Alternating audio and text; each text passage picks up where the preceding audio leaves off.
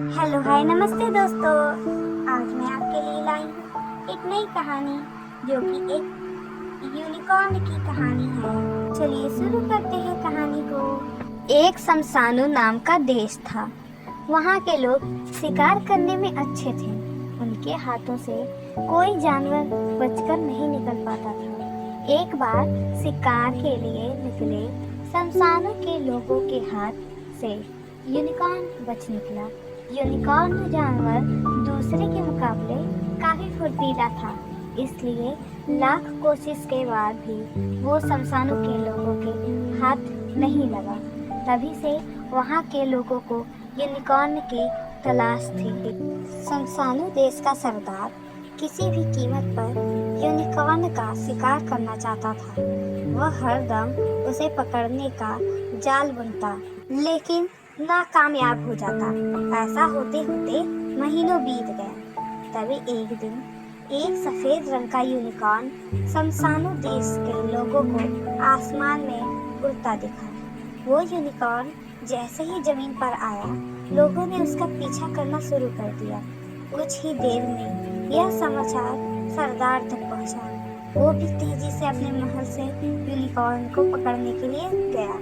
Unicorn पास की ही एक नदी में पानी पी रहा था। जब लोगों को पता चला तो वो भी नदी के पास पहुंच गए। शमशानु देश का सरदार भी वहां पहुंचा और सबको थोड़ी दूर पर खड़े होने के लिए कहा। उन्होंने हल्की आवाज में सबको समझाया कि आज इसे बचकर जाने नहीं देना है, इसलिए मौका देखकर ही इस पर हमला करना होगा। अभी चुपचाप इसे देखते रहो। यूनिकॉर्न ने भी मन भर पानी पिया और फिर घास खाई। हरी हरी घास खाकर जब उसका पेट भर गया तो वो वहीं पर लेट गया। सरदार ने सोचा कि यही सही समय है यूनिकॉर्न को पकड़ने का। उसने लोगों को यूनिकॉर्न को पकड़ने का आदेश दिया। सब एक लंबी सी रस्सी लेकर आए और उसे यूनिकॉर्न के गले में डाल दी।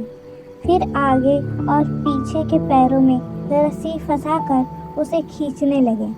तभी यूनिकॉर्न की नींद खुल गई। गले और पैरों में रस्सी देखकर यूनिकॉर्न ने चिल्लाना शुरू किया। आखिर यूनिकॉर्न की मदद के लिए कौन आता? सभी लोग उसे पकड़कर ले गए और पिंजरे में बंद कर दिया।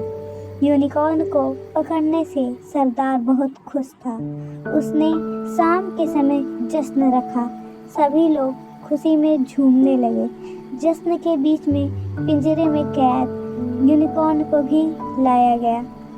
तभी पता चला कि पास के ही किसी इलाके में आग लग गई है। देखते ही देखते आग विकराल हो गई। लोग अपनी जान बचाने के लिए चीखते चिल्लाते हुए भागने लगे। लोग आग को बुझाने की कोशिश कर रहे थे, लेकिन आग बढ़ती जा रही थी।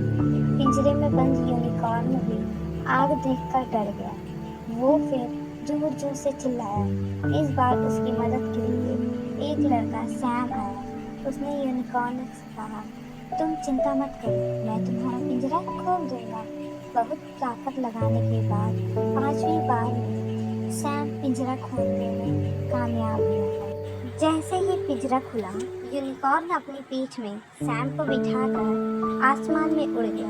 सैम ने ऊपर से देखा तो आग बहुत भयानक लग रही थी। उसने यूनिकॉर्न से पूछा, क्या तुम हमारी मदद नहीं कर सकते हो? देखो आग कितनी फैल रही है, लोग मर जाएंगे। सैम की बात सुनकर यूनिकॉर्न आसमान से जमीन की तरफ उतरा। उतरते ही उसने अपने मुंह से ठंडी हवा फेंकी और आग बुझ गई। पूरे इलाके की आग बुझ गई और लोग खुश हो गए। आग बुझाते ही दोबारा यूनिकॉर्न सैम को लेकर उड़ा और उड़ते हुए दूसरे जंगल में चला गया। कुछ समय दोनों ने साथ बिताया और दोनों की अच्छी दोस्ती हो गई।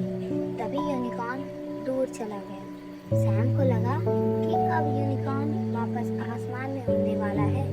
उसने यूनिकॉर्न से पूछा, क्या तुम कभी नहीं वापस आओगे? सैम को इस सवाल का कोई जवाब नहीं मिला। यूनिकॉर्न कुछ देर रुका और आसमान में उड़ गया। लोगों ने उससे यूनिकॉर्न और यूनिकॉर्न की सवारी के बारे में पूछा। सैम ने यूनिकॉर्न की खूब तारीफ की, लेकिन मन ही मन सैम दुखी था। सैम हर रोज उसी जंगल में यूनिकॉर्न से मिलने की उम्मीद में जाता रहा, लेकिन यूनिकॉर्न वहां वापस कभी नहीं आया। कहानी से सीख। यूनिकॉर्न की कहानी से यह सीख मिलती है कि आप जब दूसरों की मदद करते हैं तो वो भी आपके और आपके अपनों के लिए मदद का हाथ बढ़ाते हैं। वीडियो देखने के लिए थैंक यू।